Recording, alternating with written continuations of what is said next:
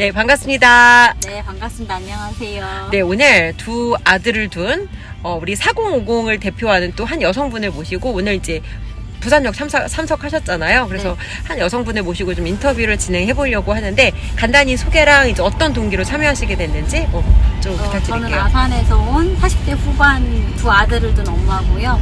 참여하게 된 동기는 그러니까 관심은 있었는데 실행을 하지 못하다가 최근에 이제 전환길 강사님 강의를 많이 듣고 2월 1일 역사를 바꾸는 자리에 함께 하고 싶어서 나왔습니다. 좋아요. 근데 사실 오늘 이 부산역에 참석은 하셨는데 네.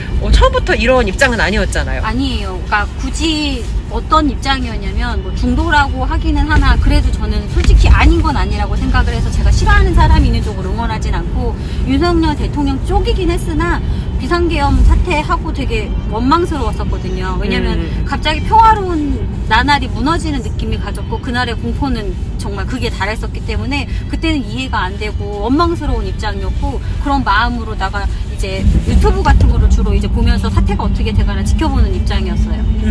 근데 그날 어떤 점이 좀 공포스러웠어요? 제가 생각하는 계엄령은 뭐 아시잖아요. 12.12 사태나 서울의 봄 같은 거 제가 직접 경험한 건 아니기 때문에 비상계엄 하면은 군사들이 군인들이 민간인을 갖다가 이렇게 탄압하는 과정에서 폭력도 일어나고 유혈 사태도 발생하고 하기 때문에 저는 게다가 아들을 둔 입장이니까 그 군인들 모습을 보면서 걱정이 되더라고요. 감정이 이입이 돼서 굉장히 무섭고 불안했던 것 같아요. 그래서 그 사태가 빨리 마무리됐으면 좋겠다 해서 그때는 빨리 탄핵이 되던 했으면 좋겠다는 마음으로다가 유튜브를 봤기 때문에 제가 그때 봤던 유튜브는 MBC, KBS, JTBC 등 이렇게 주요 큰 언론 쪽의 그런 방송들을 많이 봤던 것 같아요. 그쪽에서 말해주는 게 진실이라고 생각하고 그냥 그게 정말 거기에 포커스를 맞춰서 제가 쳐다봤던 것 같아요. 아, 그러면은 이제 주요 큰 미디어에서 네. 하는 이제 방송을 보다가 네. 근데 그런 방송을 보다가 그럼 생각을 바꾸게 된 계기는 뭐예요?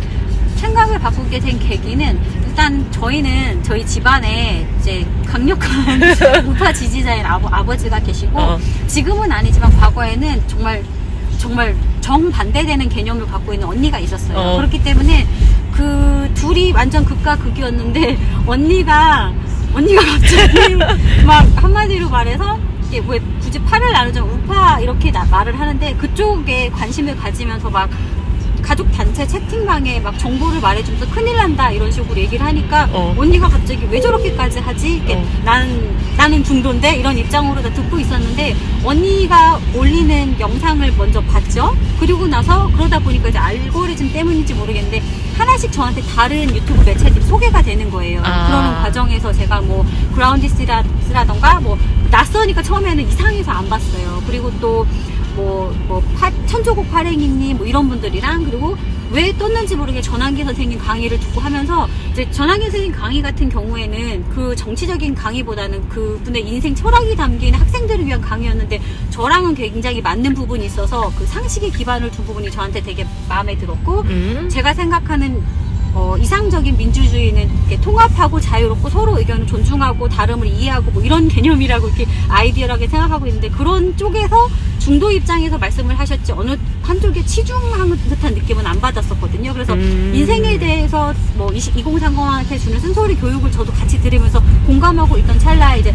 사법부 얘기가 나왔고 그러는 과정에서 이제 언니가 저한테 들려줬던 말도 안 된다는 얘기, 주탄핵 29번 죽 일어난 거, 계엄 후에 9건인가 더 나서 29인가가 된 거고 대통령이 비상계엄을 하시긴 했지만 솔직히 전시 상황도 아니었고 그렇게 급박한 저희한테 무슨 전쟁 같은 건 없었는데 얘기를 듣다 보니까 줄탄핵이 있으니까 하시고자 하는 행정상이라던가 그런 부분에서 마비가 올 정도로다가 업무가 안 되시니까 심각하게 생각했을 것 같다는 그런 부분에 공감이 되기도 했고 그 다음에 또 부정선거 예전에 저는 약간 그거는 좀 음모론 같았거든요. 그러니까 이쪽에서 이쪽을 저지하기 위해서 이런 거 아니냐라고 말했기 때문에 아버지가 말씀하실 때도 그냥 내내만 했지 깊이 들은 적 단 한 번도 없고 근데 보여지는 그런 것들 전환기 선생님 소개도 본인이 무슨 새로운 걸 주신 게 아니라 기존에 있는 자료를 종합해서 평범한 사람들이 이해하기 쉽게 설명을 해주셨잖아요. 그래서 그런 부분 들으면서 굉장히 공감되는 부분들이 있었고 형상 보건종이 그런 있지도 않은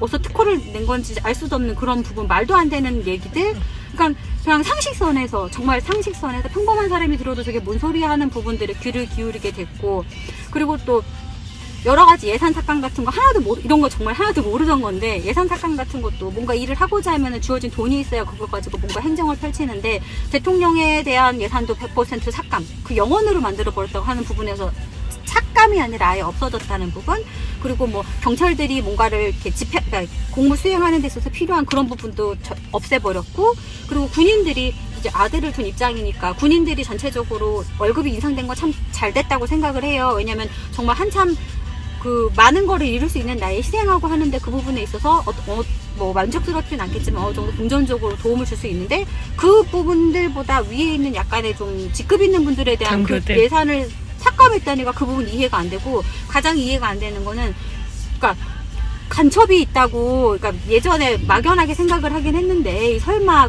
요즘 시대에 그런 게 있겠어 하는데, 실질적으로 지금 뭐 필리핀에서도 간첩이 잡혔다고 하고, 미국에서도 잡혔다고 하고, 영국이나 뭐 다른 나라에서도 잡혀서 지금 중국 간첩들이 뭐 잡혀간다는 말들이 글로벌한 그런 부분에서 매체에서 들을 수가 있는데, 저희 나라도 없으리란 법이 없잖아요. 왜냐하면 저희는 북한이랑도 그렇고 중국이랑도 그렇고 직접적으로 관계가 있는 나라이기 때문에 분명히 있는데, 아니 있다고 의심이 된다고 하면은 그 부분에 대해서 뭔가 조치를 취할 수 있는 법이 있어야 되는데, 이런 부분에 대해서도 그런 것도 할 수 없게 다 만들어버렸다고 하니까 그냥 국민으로서 이게 정말 말이 되나 하는 생각이 들었던 것 같아요. 처음에는 비상계엄하고는 민주당이 되게 막 의로워 보였었어요. 아, 드디어 민주당이 그래 의롭게 나서가지고 정말 국민들을 위한 정치를 펼치나 보다 했는데, 비상계엄 있고 탄핵하고 막 이러면서 이렇게 시간이 지나면서 보는데, 이거는 국민들을 위한 걸 하는 게 아니라 막 자기들이 뭔가를 하기 위해서 되게 막 진짜 똥마려운 강아지라는 표현을 아까 제가 들었는데, 정말 왜 이러죠? 저렇게 서두르나 싶게 그렇게 빨리빨리 하고, 정작 어떤 부분에 있어서 법적으로 빨리 조치해야 되는 부분을 계속 미루고 있으니까 공평하지가 못하다는 점. 그리고 뭐 그러니까 공부가 많이 된 것 같아요. 이 기간을 통해서 제가 몰랐던 부분에 관심도 갖고, 들은 것도 많고, 찾아본 것도 많고, 직접 서칭도 해보고 하면서 많이 배운 것 같아서, 비상계엄령이 아니라 계몽령이라고 말을 하는데, 이 부분에 대해서 공감이 되는 게, 제가 스스로 계몽이 됐기 때문에 이런 부분에 공감을 하고 있는 입장에서, 처음에는 대통령을 구하고자 하는 마음으로 나가야 된다고 생각을 했는데, 곰곰이 생각을 해보니까